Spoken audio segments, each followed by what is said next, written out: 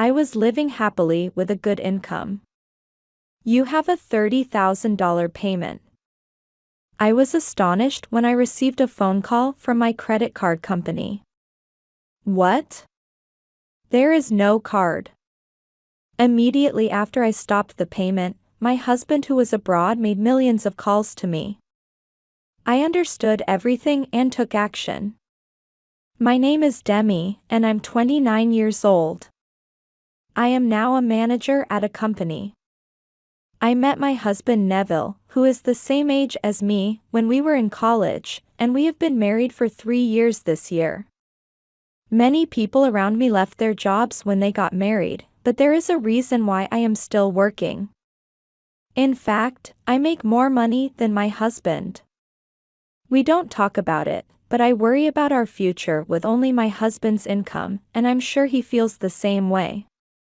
However, my husband is not what you would call a pimp. We have separate wallets, we split our living expenses 50-50, and I am allowed to do as I please with the rest of the money. Therefore, I was not particularly dissatisfied with the fact that we were working together, and in fact, we were living a comfortable life. Oh, I guess I spent a little too much this month, too. On the train on my way home, I frowned when I saw the debit notice email that had arrived. I should check again to see if there are any subscriptions I haven't used in a while, or if they are still registered. I closed the email with that thought. Most likely, that time will never come. I had forgotten the login password for my page, where I could view my credit card statements. It's hard to find the motivation. I have not been able to call the call center. To begin with, when in the world should a working person call the call center if it is only open from 9 a.m. to 5 p.m. on weekdays? It is obvious that the lines are busy during the lunch break. Even so, I'm registered with a certain service, so I'll be fine. That is, if the monthly payment exceeds $10,000, the call center will contact you. Well, it is not wrong to say that this reassurance that everything will be all right has reduced my motivation to call the call center. But online shopping is a reliever from the stress of work. When I opened the delivery box and saw the parcel, I felt better. But it was only for that moment. I'm home. I opened the door to the living room and my mood plummeted like a roller coaster. Socks on the flooring, empty cans on the table. On the sofa was a phone and a sweatshirt. No, my husband in a sweatshirt. Yes, after my husband comes home, he doesn't take care of the house at all.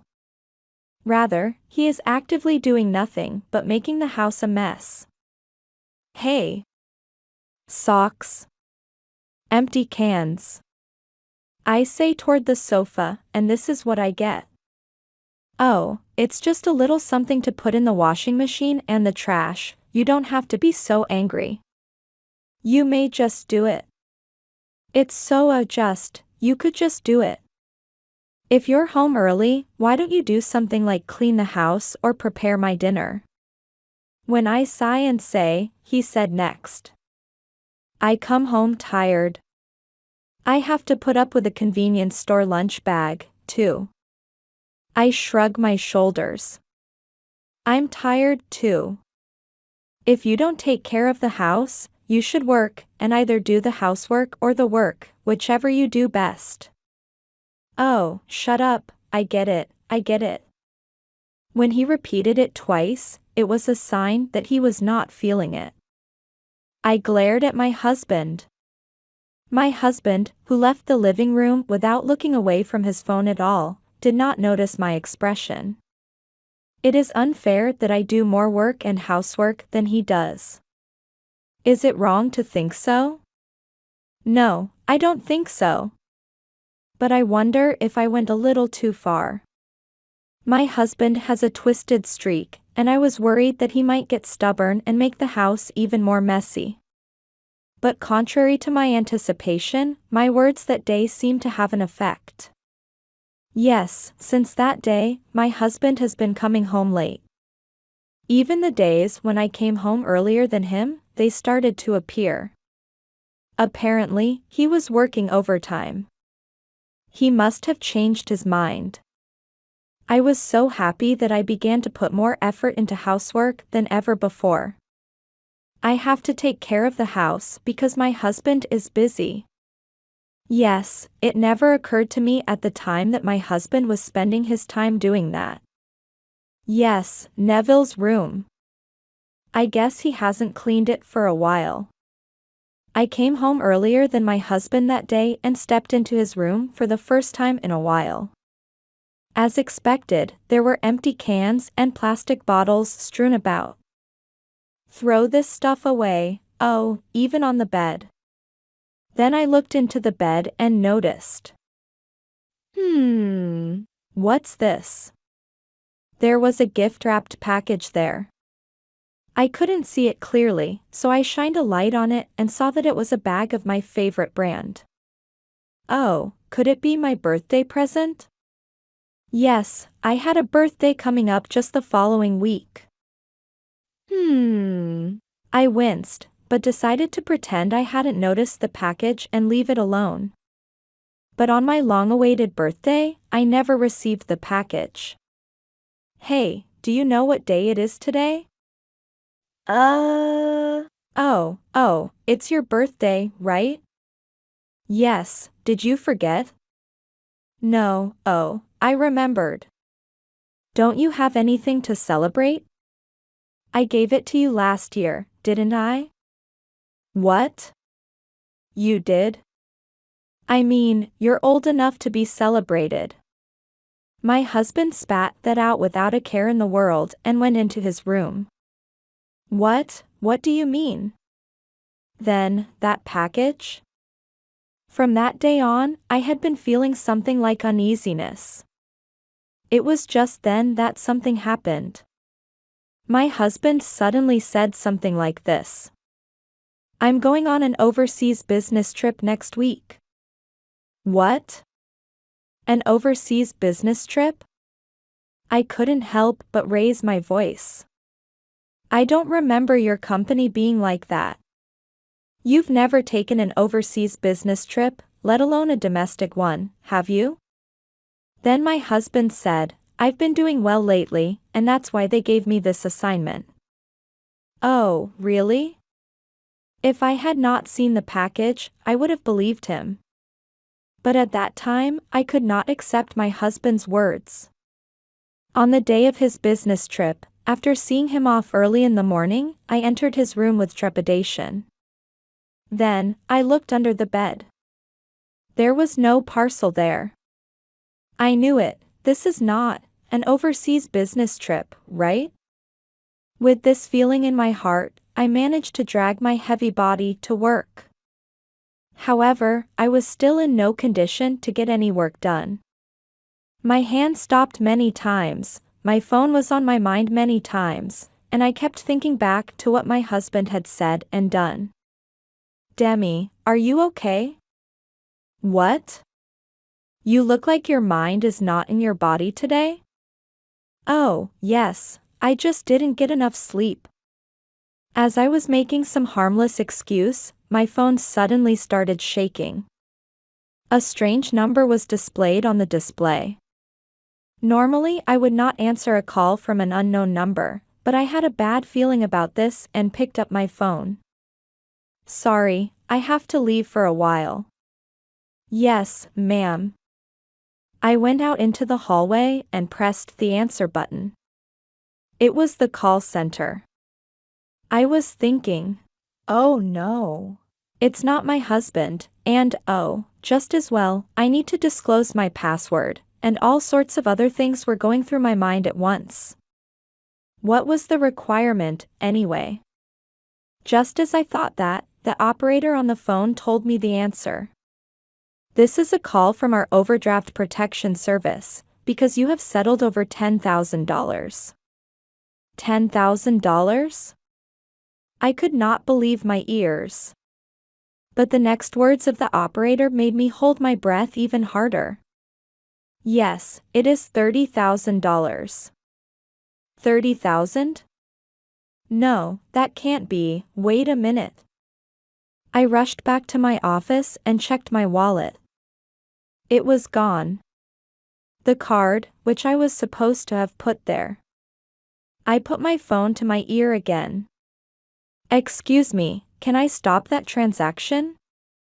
Yes, it's still tentatively confirmed, so you can stop it. Oh, thank goodness. I was just a little bit relieved. No, but don't let that be the end of it. I continued. And please deal it with card theft. I don't have my card on me right now. Yes, sir. I will make the process immediately. I was puzzled, but did as the operator asked and managed to complete the procedure and hung up the phone. Even after hanging up the phone, the palpitations in my chest did not quiet down for a while. I'm sorry, I'm not feeling well. I can't work. I'm sorry, but I have to leave early. It seems my credit card was stolen and almost misused, and I've got a lot of things to deal with. I trailed off and called my boss. Everyone at the workplace was concerned about me, and my boss was willing to let me go home. I got on the train in a big hurry, and when I checked my phone, I saw that my husband had made millions of calls to me. It was as if he was saying he was the culprit. I hurried home. I took off my shoes, threw down my bag, and headed for my husband's room at once. I opened his computer, which was on his desk, and checked the search history. My eyes widened at the top of the list. Luxury cruises and travel packages for couples? I wasn't invited to such a thing. I checked the destination and was convinced. It was the business trip my husband had mentioned. No, he couldn't call it a business trip anymore. I went through my email history. There it is, this is it. The passenger's name is listed there. Serena?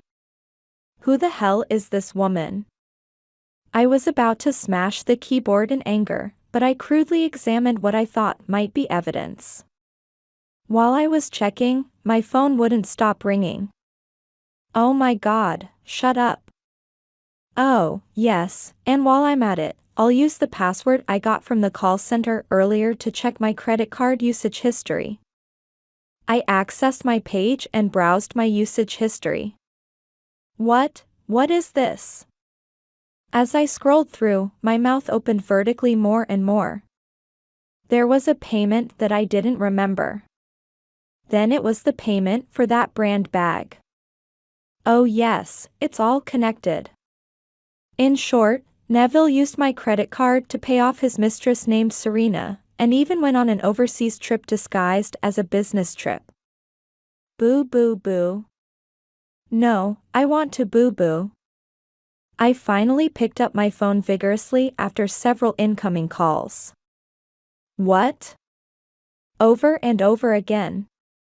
You finally picked up. The credit card isn't working. My husband was still talking about the card as soon as he opened his mouth.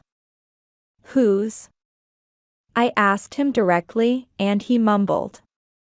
You ask whose? Absolutely. I don't have a credit card.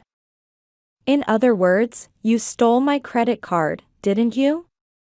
My husband became impatient at my words. No. It's not fair to call it theft. I just borrowed it. It's more convenient than cash when you're abroad. I use it for all kinds of things on business trips. Business trips. That's right. What if it interferes with my work? I said to my husband, who was deliberately trying to make it look like a business trip. What about a luxury cruise? What? Why do you ask that? Well, that's business entertainment. Entertainment for Serena? Why are you talking about Serena? Was she pleased with the brand bag? What are you talking about? You just called Serena in a friendly way, didn't you? And you're still going to pretend like you don't know her? What are you talking about? I know everything. I know that you went on a luxury cruise, that you went on a travel package for couples, that you tried to spend $30,000 there, and that you have been paying Serena a lot of money using my credit card. When I said this, my husband repeated twice, as if for some reason he had reopened the situation. I understand. I understand. I admit to cheating. I apologize. So please, activate the credit card. Otherwise, I can't go home. What's with that attitude? Do you think that just admitting and apologizing will make it go away? Please live in your resort for the rest of your life. Nah. I hung up the phone, ignoring my husband who was about to say something. The phone immediately started booing and booing again. It was so loud that it was driving me crazy, so I blocked the call at last. The return flight mentioned in the email was noon 3 days later. I immediately contacted the company and made up my mind to get everything done in those 3 days. For starters, I had to pull all of my belongings out of the house. Then, the second day. On this day, I took the divorce papers and my husband's computer to my parents-in-law to tell them what happened. My in-laws were furious when they saw my story and all the evidence. They apologized and promised me a divorce, $13,000 in alimony, and a refund of what he had spent. Then, in no time, it was the day my husband returned home. In the early evening, I received a call from my parents-in-law, informing me that our divorce papers had been safely accepted. To my surprise, my ex-husband had really taken no money except for the credit card, and the $30,000 had been replaced by the woman. Of course, the woman was furious and changed the ticket without permission before the return date and went back home ahead of him. I thought to myself why she didn't just take my ex-husband's ticket and passport and go back home. I was listening to the story thinking that. When my ex-husband returned home, he found that my belongings at home had been emptied out and my phone could not be connected, so he rushed to my parents-in-law. There he was severely reprimanded and made to write divorce papers. Incidentally, the woman is now also demanding a refund of $30,000, and the ex-husband is now rolling his eyes up into his head. His parents paid the money back once, but until he pays back the full amount, he is forced to live like a junior high school student with a 200 hours curfew under their supervision. After hearing from my in-laws what had happened and their contact information, I finally filed a $9,000 claim against the unfaithful woman and put the matter to end. When I returned to work the next day, many of my seniors and juniors at work were concerned and called me. "Demi, are you all right?" "If it's all right with me, I'll listen to the story." "Thank you. I am grateful to be working in such a warm company. I'll buy you a drink once in a while. Let's go out for a drink." "It's a bitching contest." "Really? Thank you." And I poured all the past, along with the beer, into the depths of my memory. It's so good. It looks like nothing but good things are going to happen from here on out. Yes, that's right, Demi.